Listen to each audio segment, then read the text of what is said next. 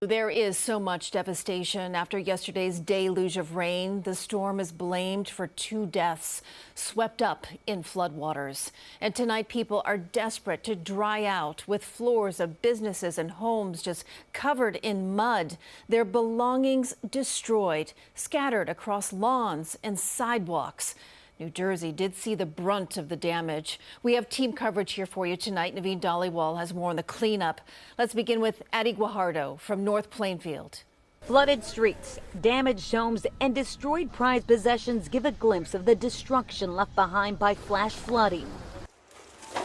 Emmanuel Ariaza tossed out wet shoes as he sifted through his family home of 20 years and salvaged what he could after more than a foot of water inundated the first floor. We're homeless now. Like, we don't have a home anymore. We don't have somewhere to stay.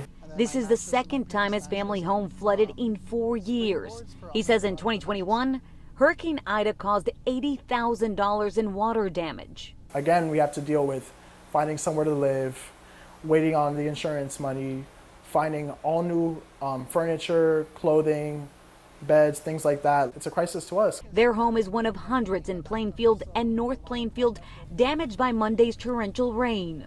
Everything is garbage. Nothing can be saved. Off Somerset Street in North Plainfield, Heidi Ayala, one of the owners of Glow and Beauty Bar, says 3 feet of water ruined the business she spent the last 3 years building. This is my life. This is my second home. This is everything, and it's all gone now. During the storm, North Plainfield Fire Chief William Eaton says firefighters waded through water to put out flames at a home that exploded. He shared this video of the fire given to him by a neighbor. He says the family luckily had already evacuated. In over 30 years that I've been here, it's probably been the worst.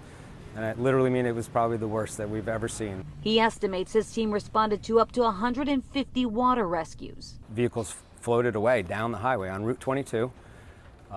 The barriers between the east and westbound sides were actually washed away. Plainfield Mayor Adrian Mapp confirmed 2 deaths in his city.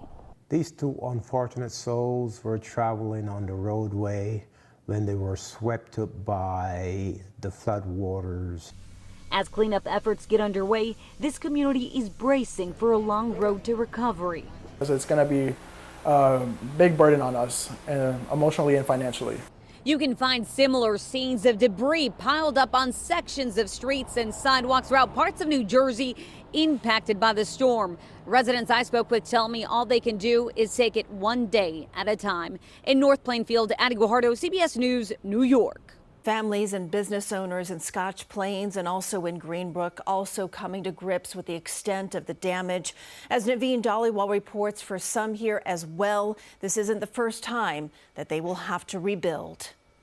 The inside of Kevin Castillo's home on Greenbrook Road is still soaked. The walls are gone, the floor are gone. Items from the first floor now scattered on his lawn after floodwaters overwhelmed storm drains and crept into homes Monday night. It started from the front steps, and then before you know it, the whole living room and everything, it was just like inches of water. Tuesday evening, Chopper 2 was overhead showing damaged items piled up outside of homes as neighbors faced the painful task of salvaging what they could, including Anthony Raimondi. The whole couch, the whole furniture gone. Fast-moving storms caused flash floods Monday, trapping drivers. CBS News New York photojournalist Sean McKenna captured rescue crews pulling a man by a rope to safety. Yumi Sages was working at this consignment store in Scotch Plains when the chaos unfolded. As I was locking up clothing, I saw the water, like it was getting high, and it kept coming in here. Governor Phil Murphy toured nearby Berkeley Heights, where a road was ripped out of the ground. The best way to sort of log in if you've got damages is to go through the community. The communities will in turn go through the county, and we will in turn work with the counties in terms of assessing that total. And for homeowners like Raimondi who live in a flood zone, the process of rebuilding. Nervous because it happened again, you know, and I know what I'm gonna go through again.